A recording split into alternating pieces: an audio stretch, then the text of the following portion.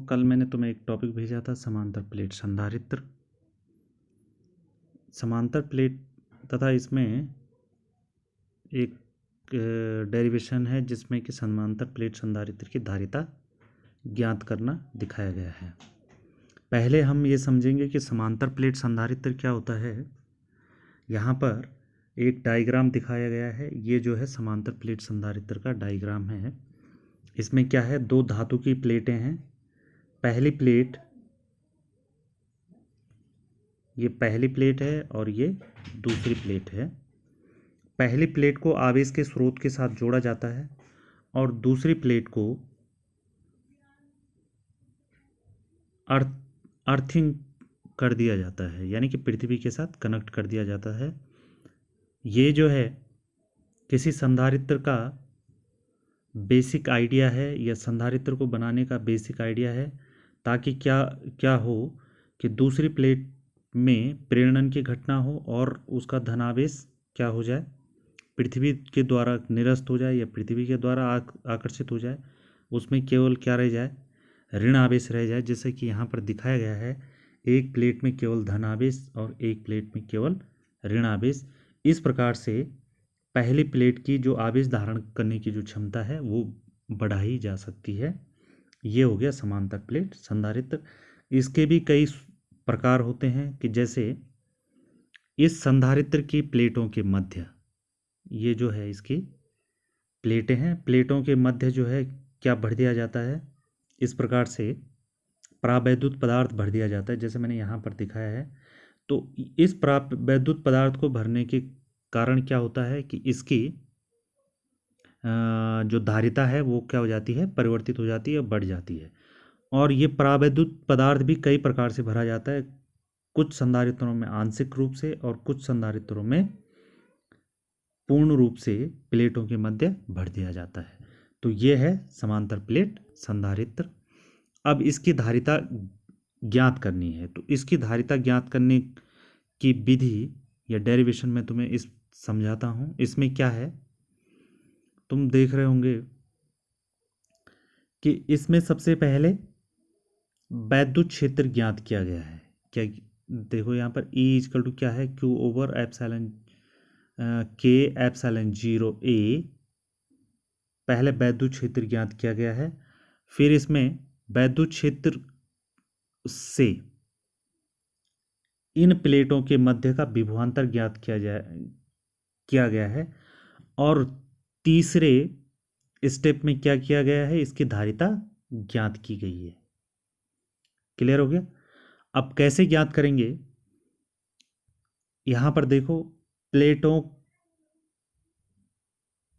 पर आवेश का पृष्ठ घनत्व यहां पर यूज किया गया है। पृष्ठ घनत्व, आवेश का पृष्ठ घनत्व समांतर प्लेट, क्योंकि इसमें पृष्ठ घनत्व क्या होगा, क्षेत्रफलीय होगा। पृष्ठीय आवेश घनत्व लिया जाएगा। यहाँ पे क्यों लिया जाएगा, क्योंकि प्लेट का क्या होगा, क्षेत्रफल होगा, वो लीनियर नहीं होगी, यानी कि रेखिक नहीं होगी। उसका क्या होगा, क्षेत्रफल होगा। और आवेश उसकी सतह पर, यानी कि सतह के क्षेत्रफल पे वितरित होगा। इस कारण से उसका आवेश का पृष्ठ घनत्व लिया गया है, यानी कि पृष्ठीय आवेश घनत्व लिया गया है, जिसको सिग्मा से व्यक्त करते हैं। तो इसमें क्या है कि माना इन प्लेटों का पृष्ठ क्षेत्रफल क्या है, A है। यानी कि प्लेट का किसी एक प्लेट का पृष्ठ क्षेत्रफल क्या है, A है। तो क्या होगा, और पहली प्लेट को Q आवेश तक आवेशित किया गया है, तो पृष्ठीय आवेश घनत्व तो सिग्मा इक्वल टू क्या हो जाएगा, Q ओवर A। या इसको ऐसे भी लिख सकते हैं, आवश्यकता पड़ने पर कुल आवेश को कैसे ज्ञात कर सकते हैं, हम क्रॉस मल्टीप्लाई कर देंगे सिग्मा इंटू A। तो Q इक्वल टू क्या हो जाएगा, सिग्मा इंटू A। और सिग्मा इक्वल टू क्या हो जाएगा, Q ओवर A। पक्षांतर वज्र गुणन किया गया है, तो Q equal to sigma into A। तो पहला स्टेप इसमें क्या है कि प्लेटों का पृष्ठ घनत्व। दूसरे में क्या है कि गॉस थ्योरम से क्या आया है कि जो समांतर प्लेट जो फाइनाइट एरिया वाली, यानी कि निश्चित जो क्षेत्रफल वाली क्या होती है, चालक प्लेट होती है उसके वैद्युत क्षेत्र की तीव्रता E इजकल होता है सिग्मा ओवर एप्सिलॉन जीरो, यहाँ पर लिखा गया है। तो E इजकल कितना होता है, पहला आया हमारा E इजकल क्या हुआ, सिग्मा ओवर एप्सिलॉन जीरो, या एप्सिलॉन, या अगर उसको के इसके मध्य जो है के प्रावैद्युतांक है तो इसको लिख सकते हैं एप्सिलॉन जीरो के। ये तो हो गया वैद्युत क्षेत्र की तीव्रता, ठीक है। अब यहां पर अभी जो आया था Q इजिकल होता है सिग्मा इंटू ए, उस वैल्यू को यहां पर रख देंगे तो E इजिकल कितना हो जाएगा, सिग्मा की जगह रख दिया हमने Q ओवर ए, तो क्या हो जाएगा Q ओवर एप्सिलॉन जीरो के ए। ये तो आ गया प्लेटों के बीच जो वैद्युत क्षेत्र की तीव्रता है E equal to Q over epsilon zero के इंटू ए। तो सबसे पहला जो स्टेप था वो क्या था कि हमने वैद्युत क्षेत्र की तीव्रता ज्ञात करनी थी। तो ये हो गया वैद्युत क्षेत्र की तीव्रता, यहां पर देखो ये हो गया वैद्युत क्षेत्र की तीव्रता। ओके, तो वैद्युत क्षेत्र की तीव्रता कितनी हो गई, E equal to Q over epsilon zero के इंटू ए। अब दूसरे स्टेप में क्या करेंगे, इन प्लेटों के मध्य का विभवांतर माना V है उसको ज्ञात करेंगे। तो माना प्लेटों के बीच की दूरी D दिखाई गई, यहां पर प्लेटों के बीच की दूरी क्या है D, तो V इजिकल टू होता है E इंटू डी। ये जो सूत्र आया है ये आया विभव प्रवणता से, यहां पर ये दिखाई दे रहा है। E इजिकल टू क्या होता है V ओवर D, तो V इजिकल टू आ जाएगा, तो V इजिकल टू आ जाएगा E इंटू डी, और E बराबर क्या ज्ञात किया था Q ओवर फोर, क्या ज्ञात पहले क्या ज्ञात किया था, V इजिकल टू क्या आया था E इंटू डी, और E इजिकल टू आया तुम्हारा Q ओवर Q ओवर कितना आया एप्सिलॉन जीरो के इंटू ए। ये तो इस सूत्र में ईडी के सूत्र में ई की वैल्यू रख देंगे, यानी कि ये रख देंगे कौन सी, Q ओवर एप्सिलॉन जीरो के इंटू ए। तो कितना हो जाएगा ये आ जाएगा V इजिकल टू ई की जगह रखा हमने Q ओवर एप्सिलॉन जीरो के इंटू ए इंटू डी, क्योंकि सूत्र क्या था V इजिकल टू क्या था E इंटू डी। तो E की वैल्यू रखी हमने इस वाले सूत्र से जो हमने अभी ज्ञात किया, ठीक है। अब हमने V की वैल्यू ज्ञात कर दी है। V की वैल्यू क्या ज्ञात की हमने,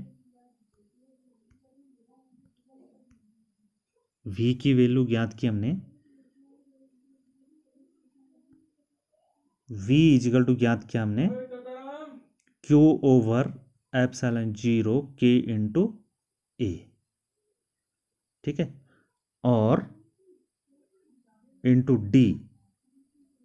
एक बार फिर से सुन लो, V इजिकल टू होता है E into D, V equal to क्या होता है E इंटू डी, और E इजिकल टू कितना आया Q ओवर फोर पाई, नहीं फिर से सुन लो एक बार, V इजिकल टू होता है E इंटू डी, और E इजिकल टू होता है Q ओवर एप्सिलॉन जीरो के इंटू ए। इस वैल्यू को यहां रख देंगे तो V इजिकल टू आ जाएगा Q ओवर एप्सिलॉन जीरो के इंटू ए इंटू डी। ये आ गया विभवांतर समांतर प्लेटों के मध्य, यानी कि समांतर प्लेट संधारित्र के प्लेटों के बीच का विभवांतर क्या हो जाएगा, V equal to Q over epsilon 0 K into A into D, ये वाला क्लियर हो गया। अब आया हमारे पास V आ गया, V कितना आया, Q over epsilon 0 K into A into D, clear हो गया। अब हमने इसकी धारिता ज्ञात करनी है। हमें पता है कि हमने इस संधारित्र को कितने आवेश तक आवेशित किया, Q आवेश तक आवेशित किया, और माना इसकी धारिता कितनी है, C है, ठीक है। और इसका विभवांतर हमें पता है, विभवांतर क्या है, V है, तो C इक्वल टू कितना हो जाएगा, Q ओवर V, क्लियर हो गया। V की वैल्यू ये है, V की वैल्यू ये है, C को हम धारिता के सूत्र से ज्ञात करेंगे, ये परिभाषा वाला सूत्र है, C equal to Q over V। यहाँ पर इस सूत्र में हम V की वैल्यू रख देंगे, क्लियर हो गया। तो यहाँ से शुरू करेंगे, C equal to Q over V, clear हो गया। और V इजिकल टू कितना होता है, Q over epsilon 0 K into A into D। इस वैल्यू को यहाँ रख देंगे तो यह आ जाएगा तुम्हारा C equal to Q over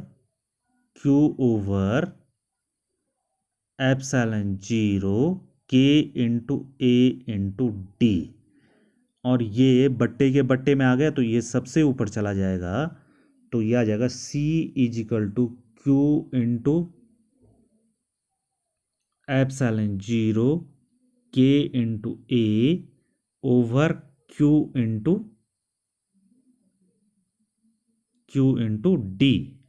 और Q से Q कैंसिल हो जाएगा तो कितना बचा, ये एप्सिलॉन 0 क्या बचा, C इजिकल टू कितना बचा, epsilon 0 K into A over D। यानी कि फाइनल जो फॉर्मूला या सूत्र हमें प्राप्त होगा वो कितना हो जाएगा, C इजिकल टू